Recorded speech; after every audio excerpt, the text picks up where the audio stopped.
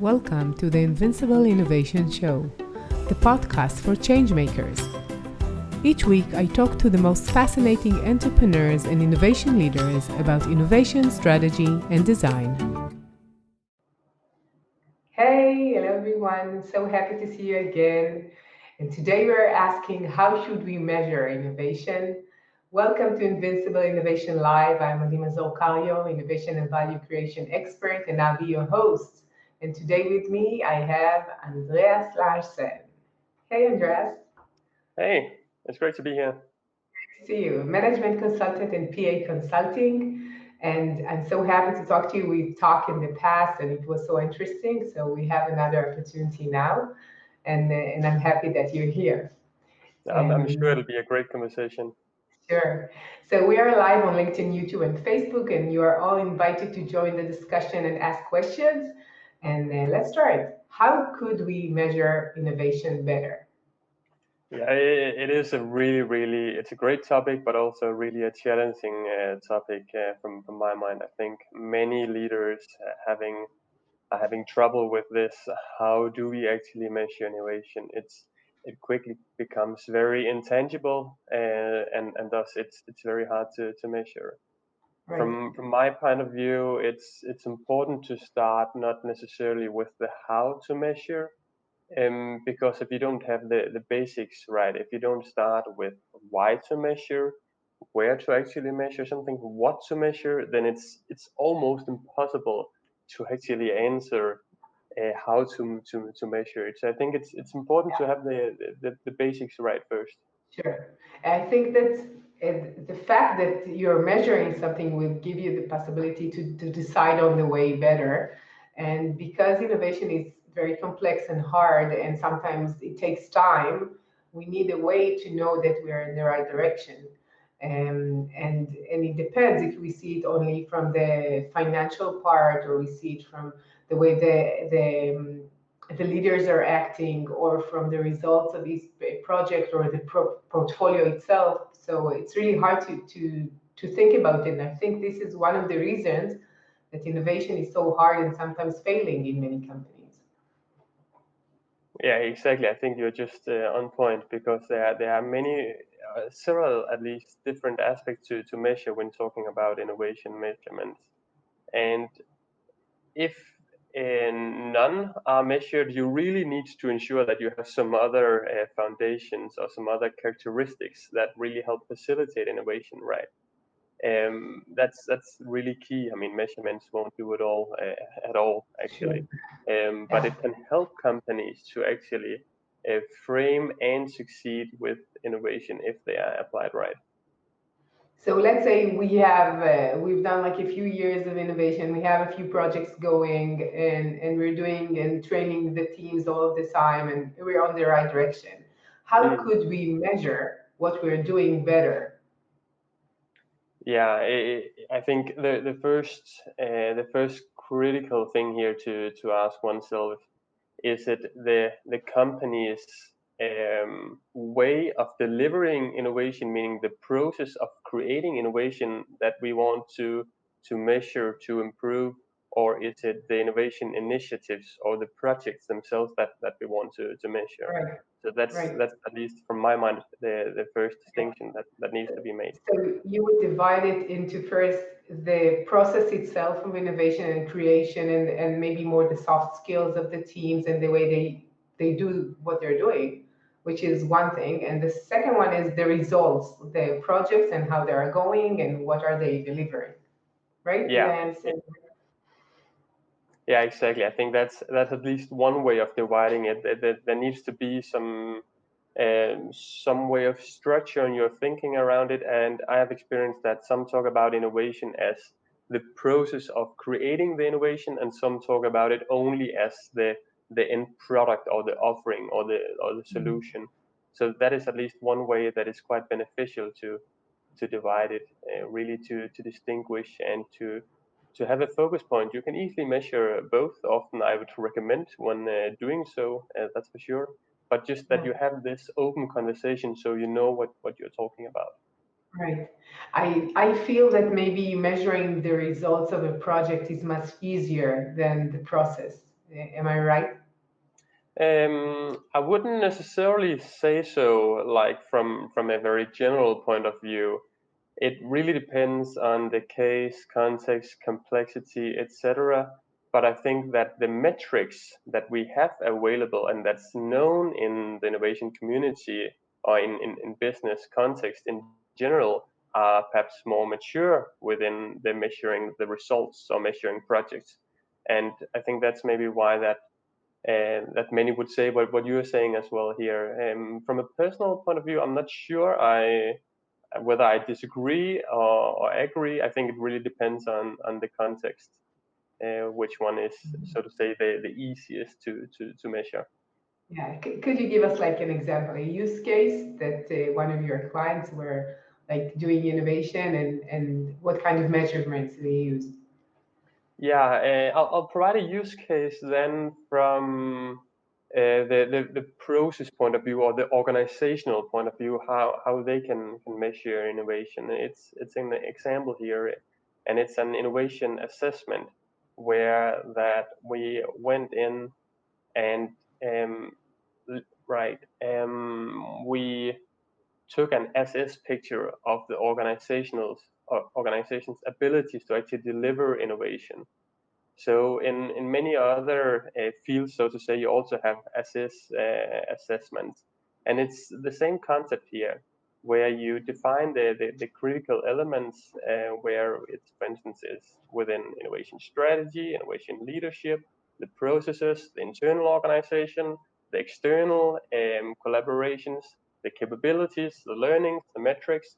So you get this holistic perspective both in terms of the more softer things, the capabilities, culture, and also the more harder things, meaning the governance, the metrics themselves. And then you really assess how mature is this given company within these different categories.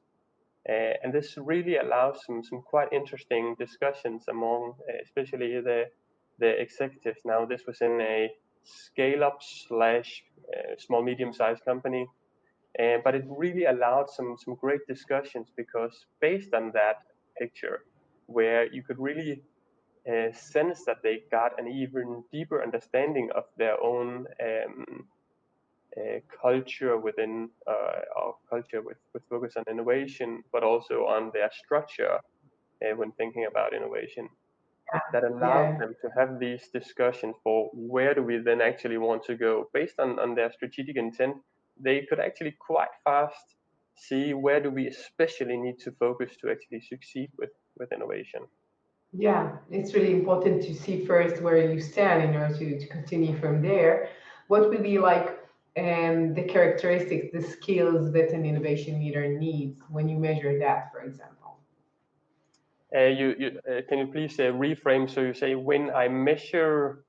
When you measure the leadership itself, what Yeah. are the things that you think are crucial to do innovation better? What's the innovation leadership characteristics?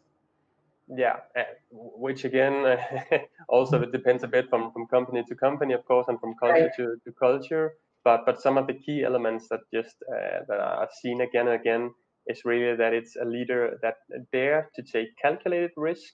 Of course, not just try everything out and bumps into the uncertainty with all kind of new idea, but really dares to take some risks, uh, also allows the employees to challenge status quo all the time, so that it's actually encouraged to ask all the questions all the time to actually improve both the incremental improvements, but also challenge some of the fundamentals, so that that's seen as being favorable. And then it is really empowering employees to do what they find to be interesting and fun to work with. In my mind, Right. that's really where some of the great initiatives often come from. Yeah, yeah, I totally agree. I think it's really important not only to measure, but to think about how to incentivize the leaders in order to do so. Because you could say, yeah, it's really nice to dare and to think out of the box and do things differently and challenge the status quo. But maybe it's contradictory to what they're really measured as a manager, or their departments, how they are measured the success in the departments and so forth. An example that I was gave like a few days ago is if you want to, let's say, use AI and you really want to use this technology and you want to try it out, sometimes you get incentivized by the number of people underneath you, and AI could replace some of them, and then you're very reluctant to use it, for example. So it's not only seeing like innovation as part of what you're doing, but it's like how you really seeing the organization as a whole, I guess. Absolutely. I think you are just on point here. Again, it comes back to that having that holistic perspective to innovation, so that you are not just focusing on a few elements, but really having this structured and holistic way of thinking about innovation within your company. And what would be like the challenges that innovation leaders face today? You know, like we are in the middle of the corona crisis, we have so many challenges. So what would be Absolutely. these challenges? Yeah, as you say, there are so many challenges. Yeah, many of Really, them. it's very complex to be innovation leader today. It's complex to be any leader today. I think that Right. many leaders have learned so much over the past half year, or now, yeah, approaching 9 months or so, um, because there's so much uncertainty. But talking about innovation leaders specifically, I think there are especially two things that pops to my mind, and one being budget. I think when you're in a crisis, regardless of which type of crisis, but if it's something that affects the economy and especially your own company, then there will be, of course, someone that looks into every budget and says, how can we actually ensure that we are using the funds right? So some innovation leaders have experienced that they suddenly have a quite a smaller budget. Others have just had a lot of fights, a lot of political disagreements within the companies for how to allocate the funds, which can be as damaging as actually having the funds removed altogether. So that's really one of the elements that I would say. The second is that the pressure to actually deliver innovation results sooner has increased. So, in other words, your innovation life cycle, so to say, has really shortened, because, or at least that's the pressure that the innovation leaders are facing, that they really are pressured to deliver some results sooner. Yeah.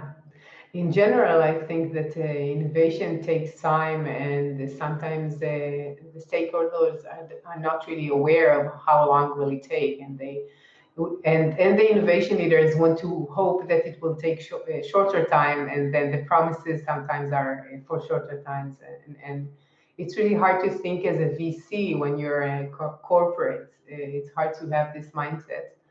And I really understand the fact that organizations are rethinking about their budgets, and the innovation in many cases is something that is like you putting seeds in the ground, and they are not really flourishing all the time and Mm, not as you wanted.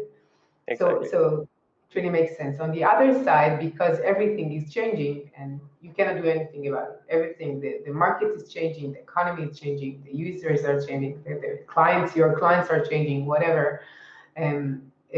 Just to postpone it and hope nothing will happen is like a bit like closing your eyes and saying, okay, we'll go back to what we've done. In some cases you will, but in some cases you won't, and we will be ready.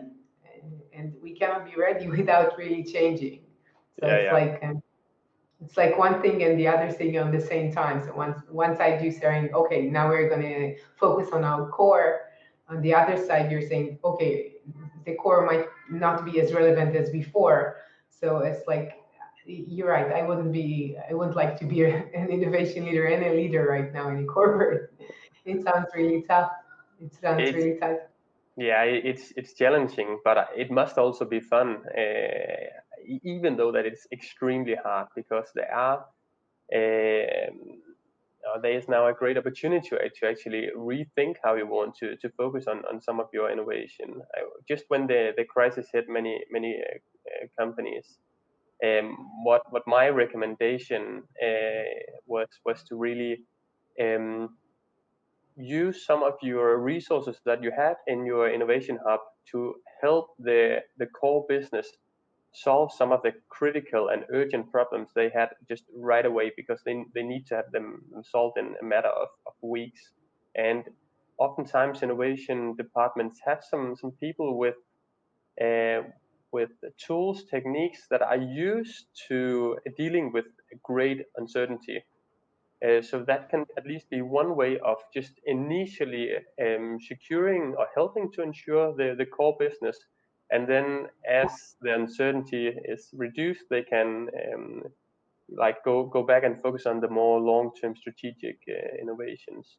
So Yeah. that is one way also to ensure that you have the commitment internally in the corporate because the core business can actually see that you are ready to support them when they're on a burning platform.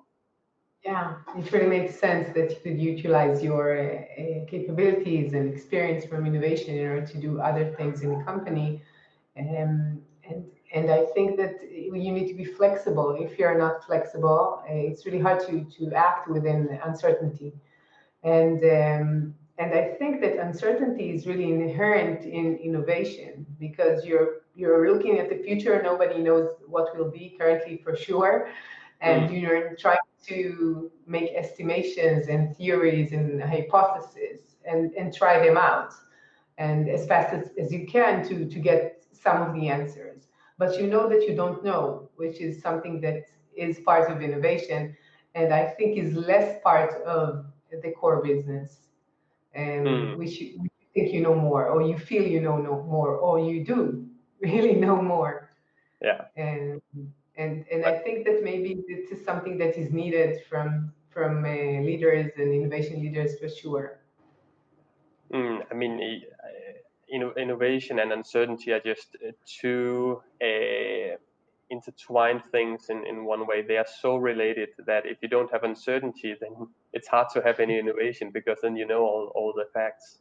And Right. that's also why that when dealing with innovation and when dealing with metrics and trying to measure innovation, the greater the uncertainty is, the more you need to have different metrics from those of your core business. Because if you're trying to measure and control your innovation, your Horizon 3 innovation, based on the metrics that you use to run your daily business, well, of course, there are some things here that won't go well because they aren't built to actually help you manage that part of the business. So, what I recommend is that you focus on not trying to measure the outcomes or even the financials as you are often doing when you are having your core business, but that you shift your mindset to actually focusing on measuring the progress of innovation initiatives because Yeah. then you can really still show some traction, and it's also much easier to have tough discussions with other parts of the company and with the executives if you're the innovation leader because you can actually prove through your metrics that you're making progress. Yeah. I think it's really important to have to see the process, and it's related to a growth mindset. The fact that you see how you're growing and what you're learning on the way, and not only the results. Because in innovation, you cannot see results in the beginning for sure, and it takes time. And if you're aimed to a very specific results, you cannot really innovate because you need to grow and learn on the way and do tests and go from there, from each test to each test, and not like this is what we're building. Let's build something very strict, like what we had is a waterfall thing, like da, da, da, and now we're going to get there. So it's another way of thinking. And I think what you're saying about measuring the progress and the way that people are acting in their daily life, in their leadership, It's something which is more, it could be used not only for the innovation department, it's for every leader out there. And it says that there is a progress, although you don't see the numbers all the time. Especially, it's hard to see numbers when all the economy is going down. So how can you see a number with something which is really young? It's like an internal startup, and like any startup, you need to be like to see it as it is. And in many cases, when you build something which is so young, you're saying, "Oh, I see Ole has a question, and we're going to address him in a few minutes." And and in many cases, when you have something so young, how can you measure it in parallel to a very your core business, which is like many 20 years old? How can you measure what this is doing and this is doing? Like your young innovation projects are still young, and they could go really well, but they cannot really compare in the beginning to what you have in your core, right? Mm. Yeah, That makes sense. absolutely. Yeah, really it does. And I think that the greater the uncertainty is, the more you need to shift this mindset of wanting to measure outcome and really focus on measuring the progress instead. And Yeah, what at least I would recommend is really trying to define the critical uncertainties within this project, and based on that define your hypothesis, and then you can start thinking about how you actually then want to experiment or evaluate that, and then you can start to select the metrics. So it's again taking things in the right direction. right. And I'm going to show you what Ule said, that this is a good point to measure progress when levels of uncertainties are high. We like to talk about KAI, Key Achievement Indicator, versus KPI until uncertainties are reduced. Thanks, Ule, for your comment. Yeah, it really Yeah, makes sense. it really, really does. And it goes back to trying to measure also innovation from different angles. So to say, one way of dividing it was to have some metrics that focus on the corporate side, the innovation culture, and the governance, and having other metrics that focus on the specific projects. Another way of dividing metrics is really to have some metrics that are leading, some that are lacking, and some really that points this picture of the as is right now. So having this mix of metrics is really critical from my point of view, at least. Yeah. So what do you think that what are like the best tips and practices like change makers and innovation leaders need to know? Like if I would have asked you like give me a few tips, what would that be? Yeah, it is an excellent question because, of course, it also depends on the company, their maturity level, et cetera, et cetera. But if we're talking about a company that, for instance, hasn't this huge commitment from the executives right now, given the crisis, rather than trying to establish an incubator or set up the 10 innovation metrics that they want to use, or redesign an office space to something innovation fancy, then I would say go do, and then deliver some perhaps more shorter term, but some innovation results that actually proves that you need to have even more budget, and you can actually structure innovation to increase the outcomes that you get if you just get the so to say the permissions and the buy-in from the executives. So that's one, and that's in the situation where you don't have the level of commitment that you would want from the executives given the crisis at the given moment. If we are talking um, in more general terms, the most important things to focus on for an innovation leader or a change maker, then culture comes to my mind. It's really critical to start there. Don't start with the metrics that we're talking about today. They're really good when you are in the appropriate maturity level where you are trying to have this operating model around your innovation. But if you just have to really get started and focus on one thing, if I only could say one thing, then I would say culture. Yeah, yeah, I think it's really, really important to have a culture of innovation. But when if you didn't do it, it's like insurance. You need to do innovation all the time, and when the crisis happens, and crisis is only a very big and fast change, but it's still a change. You have the capabilities to do so. And another thing that you mentioned is the buy-in, to get the buy-in from the C-level.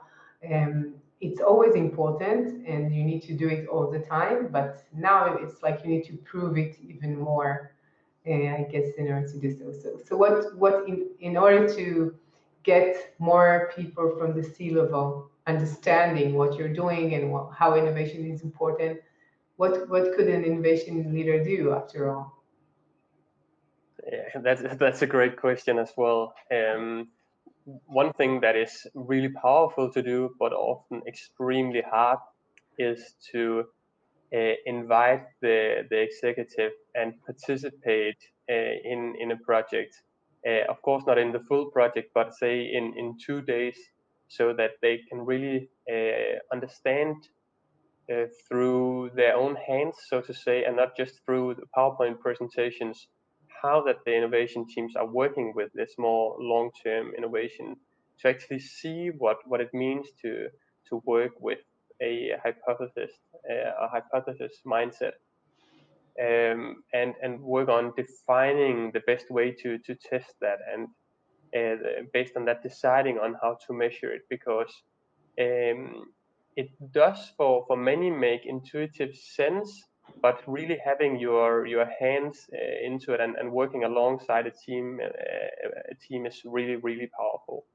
Right, right. I think it's really important in general when people are giving their feedback and not in just in general, this is what we need. If they go into the process and you get there and you do co-creation with them and they take part with the process, they are more prone to understand it and to be part of it and to agree to what's going on and not just getting the result in the end. And I think that in general, managers, when they just get the PowerPoint with this and this and this is what we think, and that's it, it's harder for them to relate. In any case, it looks like it's far away from them. And I agree that it's hard because their time is limited and they need to Indeed. decide where to place it, right? Um, I think that one of the points that were raised in many of the episodes is the ability for telling the story and the storytelling capabilities for innovation leaders. How can they really get the buy-in and to sell what they're doing within the corporate and their organization? Which is it's a soft skill, which is very needed in general, I think, for leaders, but for sure for innovation leaders, they want to paint what could the future be, and it's hard. It's hard to do it.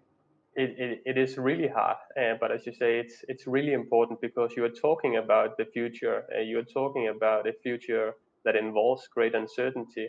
So you cannot, in the same way, go out and visualize your expected deliveries. Perhaps you might not have defined what your expected deliveries are yet, if you're talking on a more strategic innovation level. So in that sense, of course, it is extremely important that you are able to actually paint this picture and tell the stories in a way that actually makes the right people have the right pictures in their mind, so to say. Yeah. So maybe the fact that the C level doesn't have this buy-in, it might be the biggest obstacle maybe for innovation. What did you say is the biggest obstacle? Not currently in crisis, there are no budgets or less budgets, I would say. In general, what would be? Yeah, I agree that it's really an important one, but I would say that the largest one is culture. I would go back to culture, because you can have executives that don't really support it, and you can still have a culture, and you can have employees that works under the radar and really create some magnificent results. Um, but if you have the executives, on the other hand, that really support and really get the buy-in, there can still be quite some other elements internally in the organizations. If their culture isn't right, that will so to say destroy innovation rather than actually facilitate innovation. Yeah, so it's like both. You need to get the from top down and bottom up in a sense Exactly, what you're so you need exactly. both directions. And the middle part, so to say, you really need to really have innovation that are booming. You really need to have your entire organization with you on that journey, and that doesn't mean that everyone should be focused on the long-term, more radical innovation. Far from.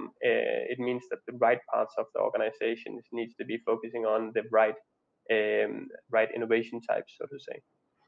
Yeah, and as we said, it's a challenge because most people in general, it's not related to the company itself, but most people don't want to change. It's hard for them to change and to do things differently. And in order to do it well, you need to know how to change their mindset and the way they're thinking, which is really hard. Like when you're It saying is. about the middle level, this is what happens in many cases.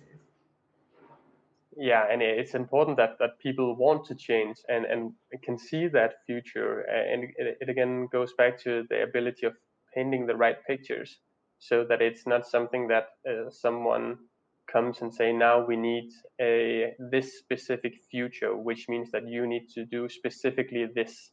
It needs to be more motivating to actually have allow the employees to really feel that they can co-create this future alongside with their great colleagues. Yeah, I think that co-creation is part of what you said about culture, and it's a different way of thinking about your role. Because if you have a definition for your role and for you it's strict, you will not try to do something differently or to try things which is not in your domain.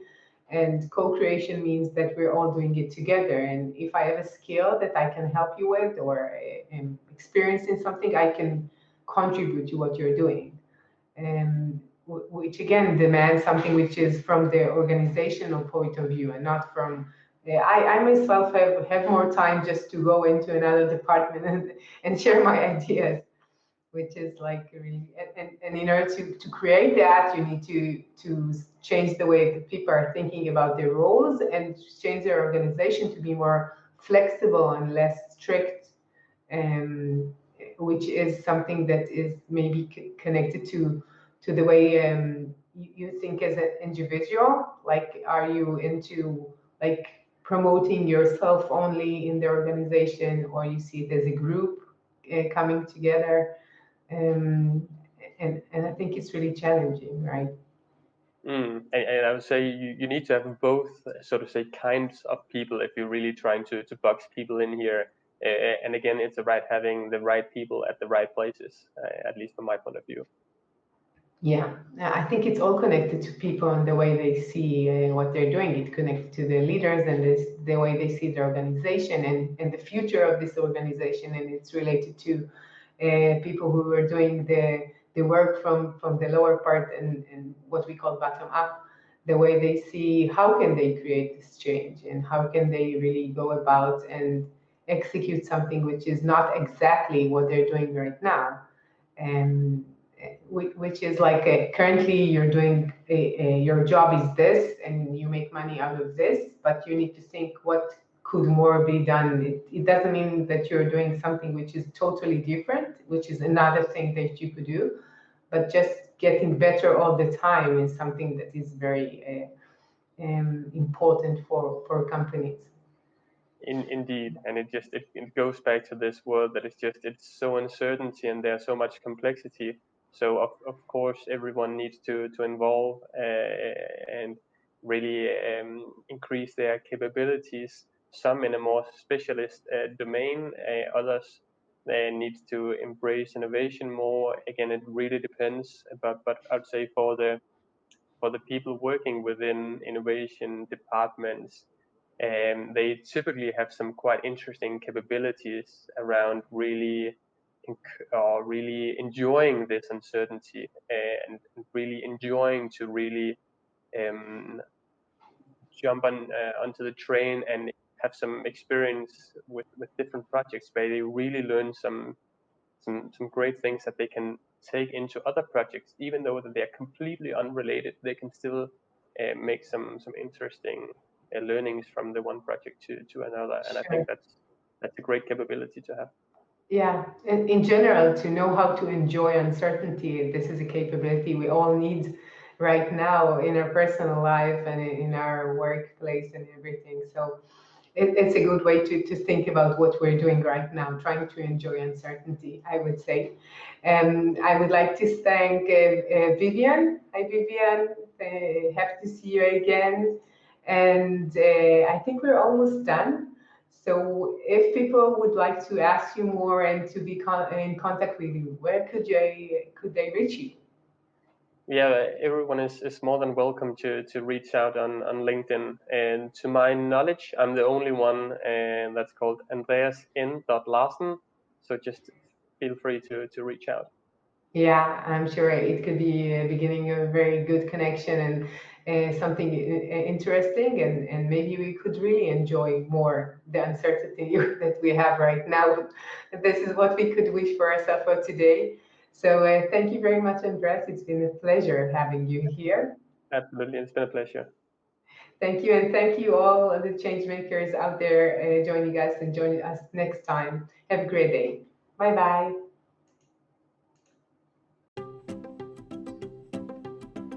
I'm Adi Mazor Kario, and you've been listening to the Invincible Innovation podcast.